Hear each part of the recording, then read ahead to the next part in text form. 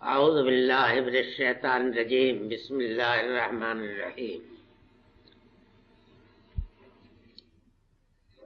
هل اتاک حدیث الغاشیہ وجوہ یومئذ خاشعہ عاملۃ ناصبہ تصلی نارا حامیہ تسقى من عین آنیہ لیس لهم طعام الا من ذریع لا یسمن ولا یغنی من جوع وجوہ یومئذ ناعمہ لسعیہا راضیہ فی جنۃ عالیہ لا تسمع فیہا لاغیہ فیہا عین جاریہ فیہا سرر مرفوعہ واکواب موضوعہ ونمارق مصفوفہ وزرابی مبثوثہ افلا ينظرون الى الابل كيف خلقت والى السماء كيف رفعت والى الجبال كيف نصبت والى الارض كيف سطحت فذكر انما انت مذكر لست عليهم بمسيطر الا من تولى وكفر فيعذبه الله العذاب الاكبر ان الینا ایابهم ثم ان علینا صبح پہنچی ہے خبر چھا جانے والی کی، کتنے ہی چہرے اس دن پست اور تھکے اور ہارے ہوئے ہوں گے، وہ داخل ہو گئے بھڑکتی آگ میں اور ان کو گرم چشمے کا پانی پلایا جائے گا۔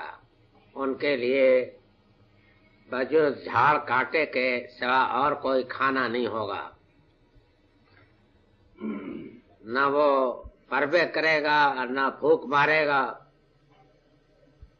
اور کتنے چہرے اس دن نہایت شاداب ہوں گے، اپنے جد و جہد پر مطمئن، اونچے باغوں میں ان میں کوئی لغو بات نہیں سنیں گے، اور ان میں جاری چشمے ہوں گے، اونچے تخت ہوں گے، قرینے سے سجے ہوئے پیالے ہوں گے، اور سب بچھے ہوئے غالیچے ہوں گے، اور جگہ جگہ گاہ تکیے پڑے ہوں گے۔ کیا یہ لوگ نہیں دیکھتے اپنے سامنے اونٹ کو کہ کیسا خدا نے اس کو پیدا کیا ہے، اور کیا نہیں دیکھتے یہ آسمان کو کہ کیسا خدا نے اس کو بلند کیا ہے، اور کیا یہ نہیں دیکھتے پہاڑوں کو کہ کس طرح سے خدا نے ان کو گاڑا ہے، اور زمین کو کہ کس طریقے سے اس کو خدا نے بچھایا ہے۔ بس تم یاد دہانی کر دو، تم صرف ایک یاد دہانی کر دینے والے ہو، تم ان کے اوپر داروغہ مقرر نہیں ہو۔ سو جو منہ پھیرے گا اور ناشکری کرے گا تو اللہ اس کو بڑا عذاب دے گا۔ بے شک ہماری طرف ان کا لوٹنا ہے اور پھر ہمارے ہی ذمے ان کا حساب ہے۔ سابق سورہ اعلیٰ جو ہے اور یہ سورہ دونوں تمام صورتیں، اب یہ توام کے نظریے کو تو آپ لوگ میرا خیال ہے مان گئے کہ نہیں مان گئے؟ میرا خیال یہ ہے کہ اس بداحت کا انکار صرف ایک شپرا چشم کر سکتا ہے اور کوئی نہیں کر سکتا۔ ایک بدیہی حقیقت ہے کہ صورتیں توام ہیں، بڑی بھی اور چھوٹی بھی، سب شروع سے لے کے آخر تک۔ اور یہ صرف ایک نظریاتی شے نہیں ہے، بلکہ قرآن کی حکمت اور قرآن کے معنی پر اس کا بڑا اثر ہے۔ یعنی اگر آپ یہ نہیں جانتے تو بہت کچھ ایسی چیزیں ہیں کہ جن سے آپ محروم رہیں گے۔ اس کی وجہ یہ ہے کہ جب دو صورتوں میں رابطہ اس طرح کا ہو کہ ایک دوسرے کے خلا کو بھرتی ہو، اگر خلا کو نہ بھرتی ہو تب تو خیر کوئی سوال نہیں پیدا ہوتا، لیکن ایک دوسرے کے خلا کو بھرتی ہو تو اس کے معنی یہ ہے کہ ان کے اندر جو فلسفہ بیان ہوا ہے نا، اس کی پوری منطق آپ پر واضح نہیں ہو سکتی جب تک کہ دونوں کے تعلق کو آپ نہ سمجھتے ہو. سمجھے آپ؟ مادی زندگی میں اس کو یوں سمجھ سکتے ہیں کہ فرض کر لیجئے کہ عورت کو معدوم فرض کر لیا جائے تو مرد کی توجیہ سمجھ میں نہیں آئے گی فلسفے کے روح سے. اس کے اندر جو تقاضے ہیں، جو مطالبے ہیں، جس طرح کی ساخت ہے، جو داعیات ہیں، جو عواطف جذبات ہیں، ان کی کوئی سائنٹیفک توجیہ نہیں ہو سکے گی. سمجھ گیا؟ اعلیٰ عدل خاص مرد کو معدوم مان لیجئے تو عورت کے وجود کے اندر جو کچھ مضمر ہے کوئی سائنسداں اس کی توجیہ نہیں کر سکتا. تو وہ اس کے معنی ہے کہ اس بارے میں سائنس بالکل ناکام ہو جائے گی، اس کو حقائق کا سراغ نہیں مل سکتا.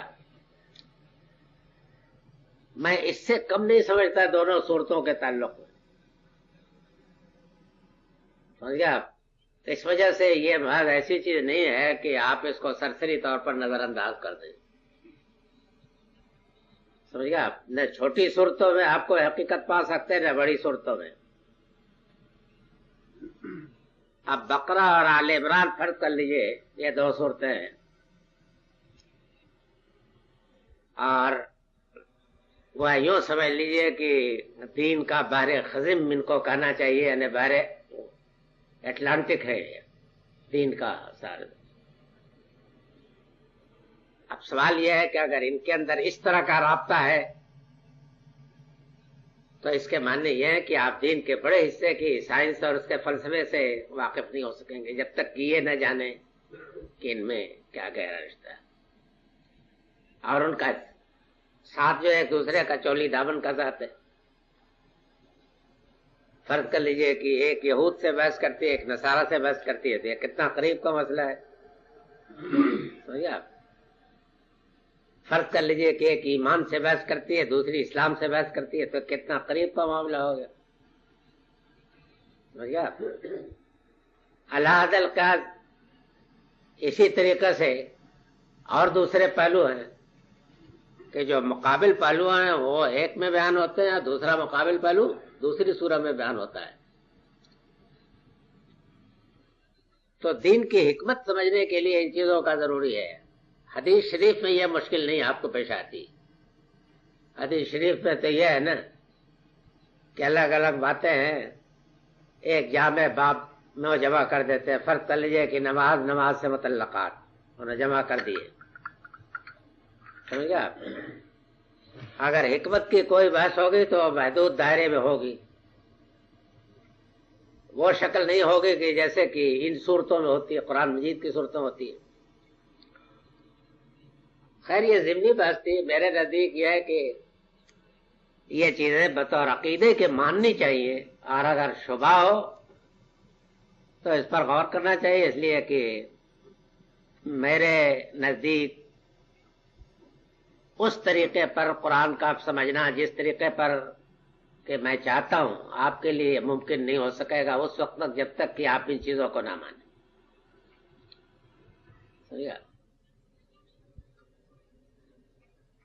تو آخر میں اس میں جو بیان ہوا ہے مضمون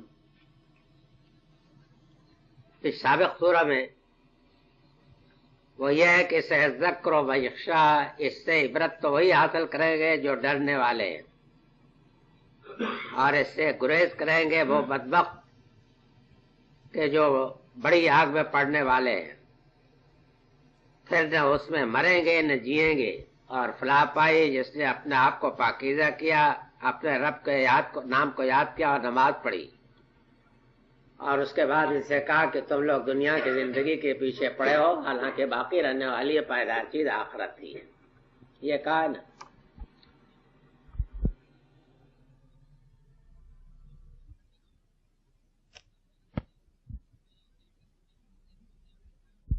بدمستی میں جو دنیا کی پڑے ہوئے ہیں، جن کا حال یہ ہے کہ وہ یہ سمجھتے ہیں کہ سب ایسا ہی ہے، آخرت وخرت کچھ نہیں ہے، نیکی بدی کا کوئی امتیاز نہیں ہے، جیسے ہم یہاں اچھے ویسی اگر ہوئی بہت موٹا اگر تھا ان کے یہاں، سمجھ گیا، تو ہمارے یہ معبود جن کو ہم پوچھتے ہیں یہ ہمیں بچائیں گے، سمجھ گیا آپ، داتا صاحب پھر کہاں گئے، وہ آخر کوئی مدد کریں گے، یہ گویا ان لوگوں کا خیال ہوتا ہے۔ تو فرمایا کہ یہ بالکل احمقانہ خیال ہے، یہ کس طریقے سے ممکن ہے کہ اللہ تعالیٰ نیک و بد دونوں کو یکساں کر دے، سمجھا، نیک و بد اگر دونوں یکساں ہو جائے تو اس سے کئی باتیں لازم آتی ہیں، اور ان میں سے کوئی بات بھی آپ نہیں مان سکتے۔ اگر خدا کو مانتے ہیں، سمجھا، تو بہرحال اگر نیک و بد دونوں کے اندر یکساں ہے تو یا تو یہ مانیں گے کہ اس کو نیکی بدی کا کوئی شعور نہیں، بالکل ہی بے شعور ہے، استغفر اللہ، کوئی کھلن رہا ہے، بازی چیتفال اس کے نزدیک دنیا، جیسے غالب کہتے ہیں بازی چیتفال ہے دنیا میرے آگے، سمجھا، شاید لوگوں کو بڑا سے بڑا کفر وقت دیتے ہیں، کوئی کچھ نہیں کر سکتا، ہما شما کچھ کوئی بات کہہ دے، معقول سے معقول بات بھی تو مولوی لوگ ڈنڈا لیے پھرتے، اور مولانا روم تک کا حال یہ ہے کہ مولانا روم بھی ایسی باتیں کہہ جاتے ہیں کہ واقعہ یہ ہے کہ کسی طریقے سے ایمان کے اندر اس کی گنجائش نہیں۔